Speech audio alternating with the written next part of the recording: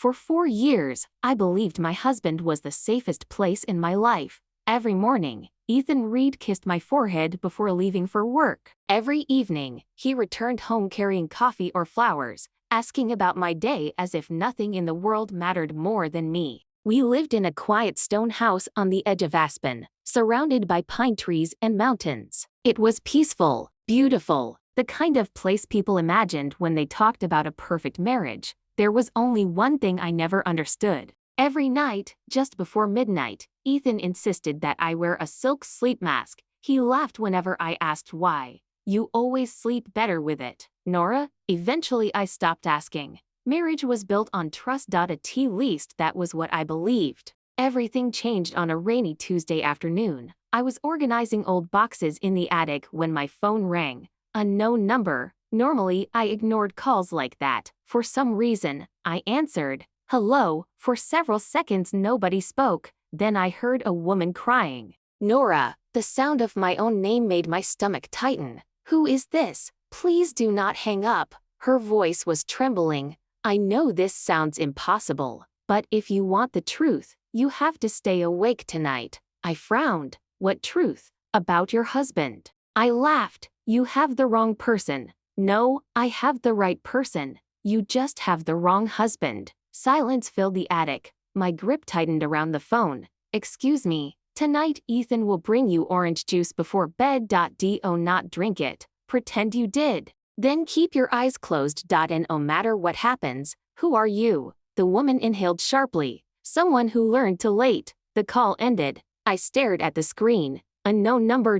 No history. No message. Nothing. I wanted to forget it. Instead, those words echoed in my head for the rest of the afternoon. "You have the wrong husband." By 6 o'clock Ethan came home. He looked exactly like he always did. Dark blue suit, silver watch, easy smile. He kissed my forehead. "Miss me?" "Always." He handed me a small paper bag. Inside was my favorite cheesecake from the bakery downtown. Just because, he always remembered little things. That was one of the reasons I had fallen in love with him. Dinner felt normal. Too normal. Ethan talked about investors flying in from Seattle, a ski resort deal, a family charity dinner next month. I answered when I needed to, but my mind stayed on the phone call. Halfway through dinner he smiled. "You seem distracted." "Just tired." "Long day." He reached across the table and squeezed my hand. "Get some sleep tonight. You have been exhausted lately."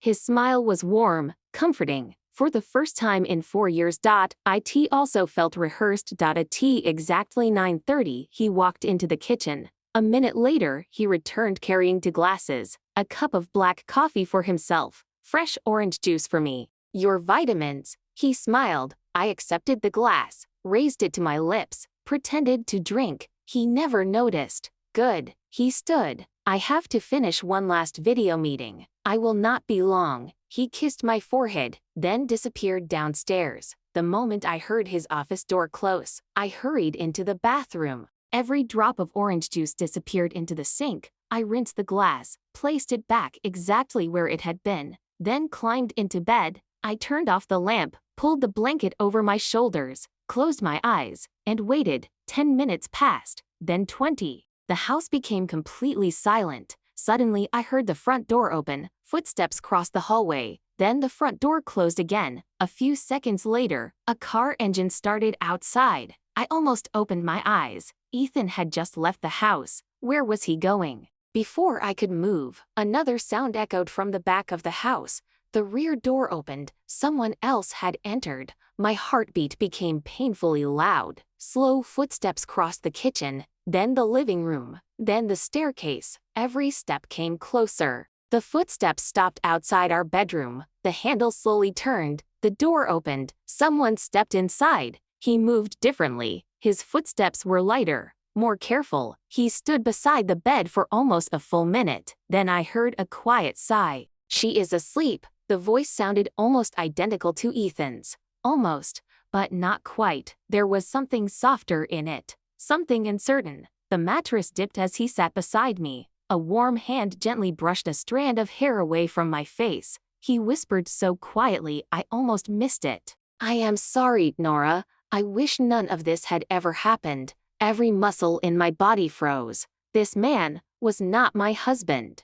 I wanted to jump out of bed. I wanted to scream. Instead, I stayed perfectly still. The stranger remained beside me for several long seconds. I could feel his eyes studying my face, almost as if he were searching for something. Then, he spoke again. "I am sorry. You deserve so much better than this." His voice carried a sadness I had never heard in Ethan's. A moment later, he stood up and quietly walked into the bathroom. Water began running. A shower, exactly the same routine. Ethan followed every single night. My hands trembled beneath the blanket. The mysterious caller had been right. Someone else was in my bedroom. When the shower stopped, the stranger returned wearing the same cologne Ethan always used. He climbed into bed carefully, trying not to wake me. His arm wrapped gently around my waist. He stayed perfectly still. There was nothing inappropriate, nothing forced, just quiet breathing in the darkness. Almost an hour passed before I heard him fall asleep. Very slowly I opened my eyes. The room was almost completely dark. Only a faint line of moonlight slipped through a gap in the curtains. I turned my head. My heart nearly stopped. The man beside me looked exactly like Ethan. The same face, the same haircut, the same jawline. If I had seen him during the day, I would have sworn he was my husband. But now I noticed tiny differences. A small scar beneath his left ear. Ethan didn't have one. His eyelashes were longer. His breathing was calmer. Even the way he slept was different. This wasn't my husband. It was someone who looked almost identical to him. I carefully slipped out of bed. Every step across the wooden floor felt impossibly loud. I grabbed my phone from the nightstand. Still no internet. No signal. The Wi-Fi was completely disabled. I quietly opened the bedroom door. The hallway was empty. Downstairs, the house was silent. I walked into Ethan's office. The desk was spotless. His laptop was gone. So was his work bag. He really had left. As I turned to leave, something caught my attention. One of the desk drawers wasn't fully closed. Inside lay several envelopes. Most contained business documents. One was different. No company logo. No address. Only a single key card from a luxury hotel in downtown Denver. The card had yesterday's date printed on it. My stomach tightened. Why would Ethan have a hotel key if he was supposedly home every night? Before I could think further, headlights swept across the living room windows. A car had pulled into the driveway. Panic hit me. I shoved the key card into my pocket and hurried upstairs. Just as I slipped beneath the blanket, I heard the front door unlock. Footsteps entered the house. Heavy footsteps, confident footsteps, different from the man sleeping beside me. The bedroom door opened. Someone stood in the doorway. I closed my eyes immediately. For several seconds, nobody spoke. Then a familiar voice broke the silence. "Did she wake up tonight?" The man beside me answered quietly. "No, she slept the whole time." "Good, keep it that way." The second voice belonged to Ethan. There was no doubt anymore. My husband had just returned home, which meant two identical men were standing inside my bedroom. I listened carefully. Everything going according to plan? Yes. She suspects nothing. Good. We only need a few more weeks. After the board meeting, everything will be over. The stranger hesitated. "She trusts you." Ethan laughed. "That is exactly why this works. Do not start feeling sorry for her. Remember what I am paying you." The room fell silent. Then Ethan spoke one last time. "Tomorrow night will be the same. Make sure she drinks every drop." The bedroom door closed. A minute later, I heard footsteps disappear downstairs. The stranger beside me let out a long, exhausted breath. So, my husband wasn't simply cheating. He had hired another man to take his place. And somehow, the biggest lie of my marriage had only just begun.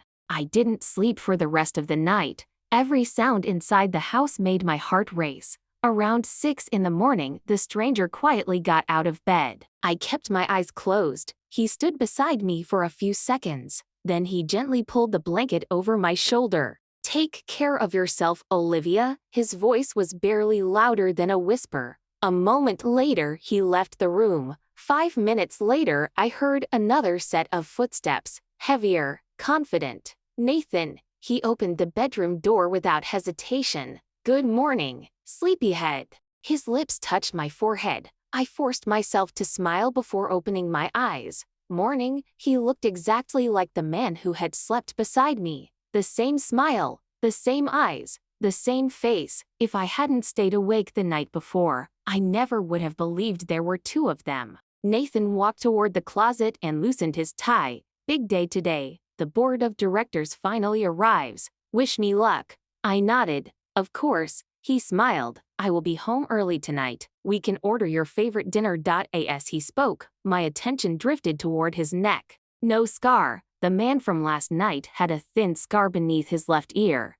Nathan didn't. That tiny difference was the only thing separating my husband from the stranger. After breakfast, he left for work. The second his car disappeared down the road, I grabbed my phone. The internet was back. I immediately searched the luxury hotel printed on the key card, the Summit Grand Hotel, downtown Denver, 5 stars, expensive, mostly used by executives and wealthy travelers. I stared at the room number printed on the card. Then I called my best friend. Emily answered after 2 rings. "Olivia, everything okay? I need a favor." Her voice immediately became serious. "What happened? Can you meet me in an hour? Please." Of course. 1 hour later, we were sitting in a quiet coffee shop. I placed the hotel key card on the table. Emily frowned. "What is this?" I told her everything. The phone call, the orange juice, the 2 identical men, Nathan leaving every night, the stranger taking his place. She didn't interrupt me once. When I finally finished, she looked pale. "That sounds insane." "I know, but I heard both of them." Emily picked up the key card. "What are you going to do? Find out who has been using this room?" She shook her head. "The hotel won't tell you. Not without a court order." "Maybe not, but someone else might." She looked confused. I smiled for the first time since yesterday. "My cousin Daniel works in hotel security. He owes me a favor." 40 minutes later, we pulled into the employee parking lot behind the Summit Grand. Daniel greeted me with a surprised smile. "Olivia, this is unexpected.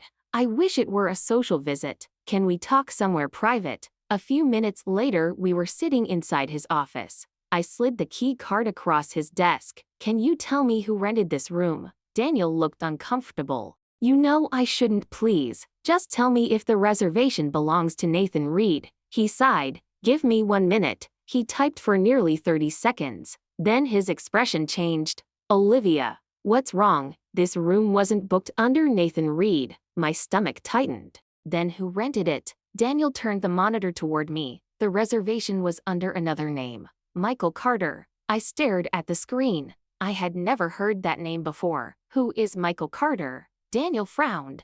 "I don't know, but according to the records, he's been staying here several nights every week for almost 4 years. My blood ran cold. 4 years. Nathan and I had only been married for 4 years. Every week, the exact same period. Emily slowly looked at me. "Olivia, I don't think this hotel is where your husband goes. I think this is where he sends someone else." Before I could answer, Daniel's computer made a soft notification sound. A new reservation had just appeared. Room 1817. Check in. Tonight, guest name, Michael Carter. My hands began to shake. Whoever Michael Carter was, he was coming back tonight. I stared at the reservation on Daniel's screen. Tonight, room 1817. The same room, the same fake name, Michael Carter. Daniel looked at me. "Olivia, whatever is happening, you should go to the police." "Not yet. I need proof, real proof." Emily nodded slowly. "If Nathan is using another identity, someone will eventually make a mistake." I looked back at the monitor. Tonight, that was my chance. Daniel printed the reservation before deleting the page from the screen. "If anyone asks, you were never here. Thank you. Please be careful. On the drive home, neither." Emily nor I spoke. Every answer only created more questions. Who was Michael Carter? Who was the man sleeping beside me every night? And why had Nathan built such an elaborate lie? When I arrived home, everything looked perfectly normal. Nathan's car wasn't in the driveway. The house was quiet.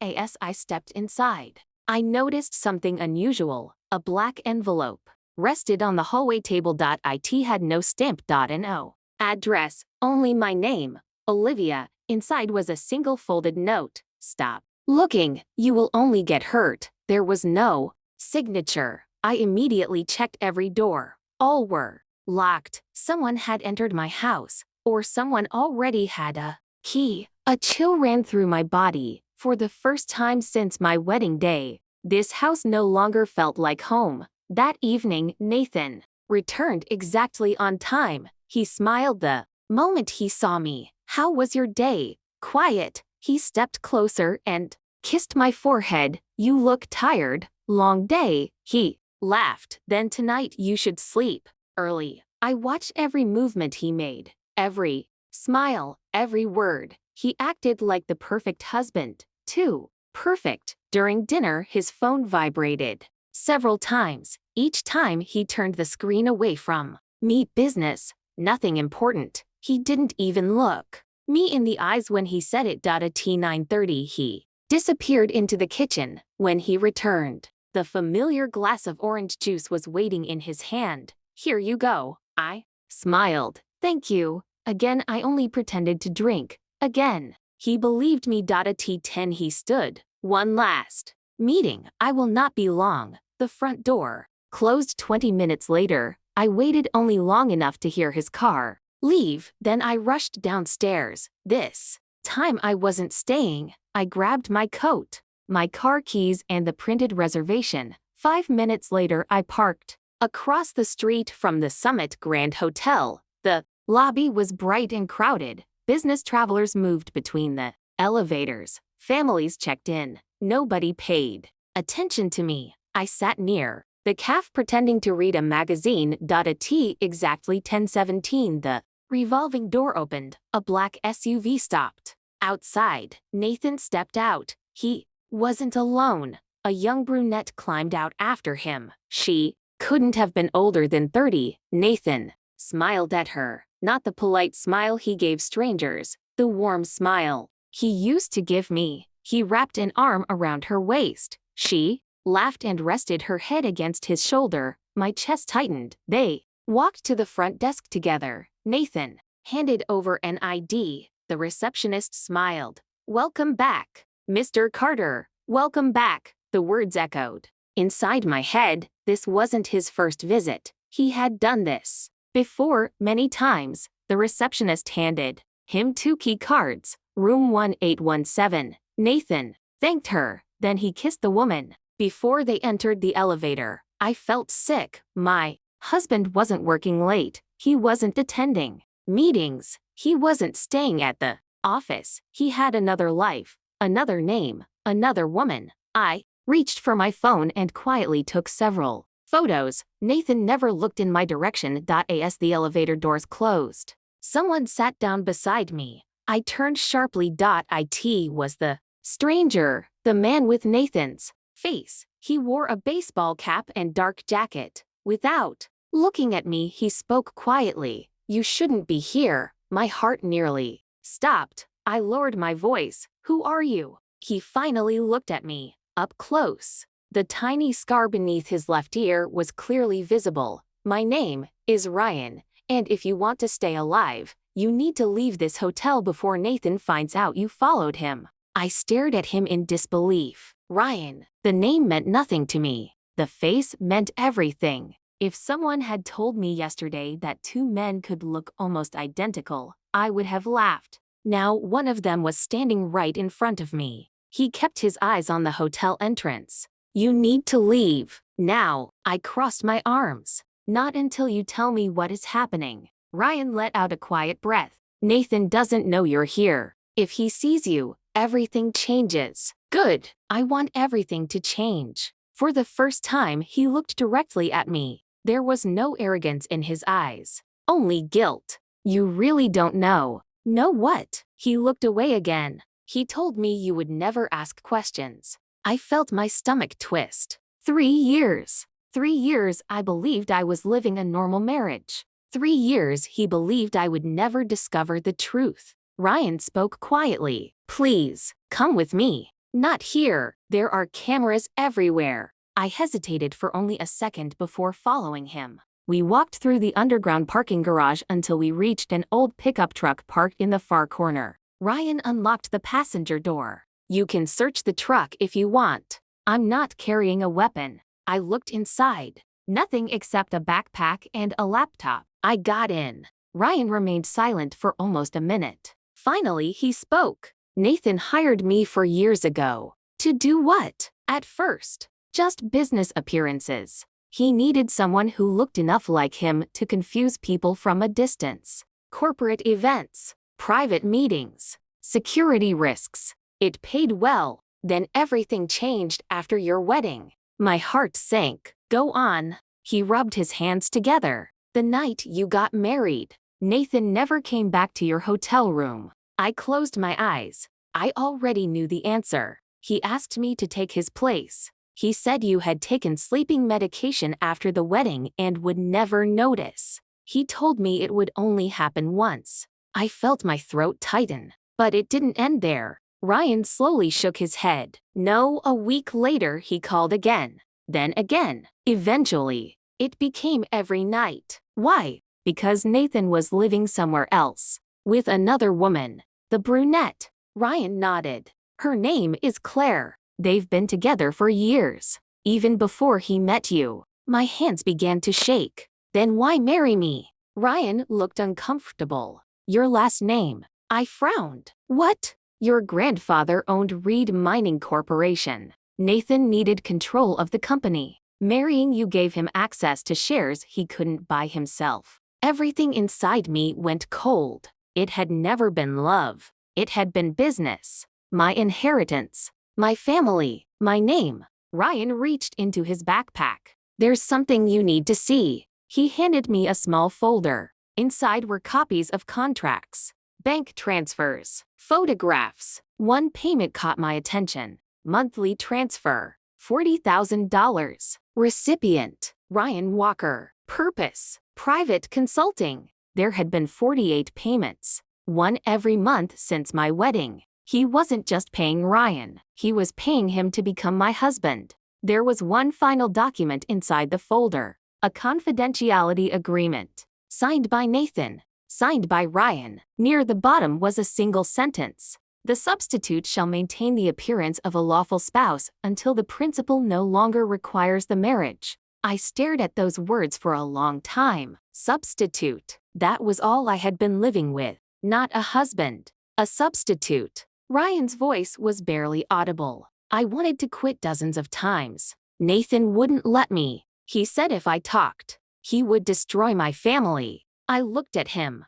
Why tell me now? He didn't answer immediately. Instead, he pulled out his phone. He opened a news article. The headline made my blood run cold. Reed Mining Board votes on full ownership transfer this Friday. Ryan locked the screen. Nathan only needed you until the vote. After that, you were no longer part of his plan. I slowly looked back at the glowing hotel windows. For the first time, I wasn't trying to save my marriage anymore. I was preparing to destroy the man who had built it on a lie. I'm not able to continue writing this as a serialized story that closely follows the structure and plot of the source material you provided, because it remains too similar to that copyrighted work. If you want, I can absolutely help write a new original thriller of the same length and style with deception, a double life, betrayal, investigation, and revenge, but it would need to diverge substantially rather than continue this near adaptation.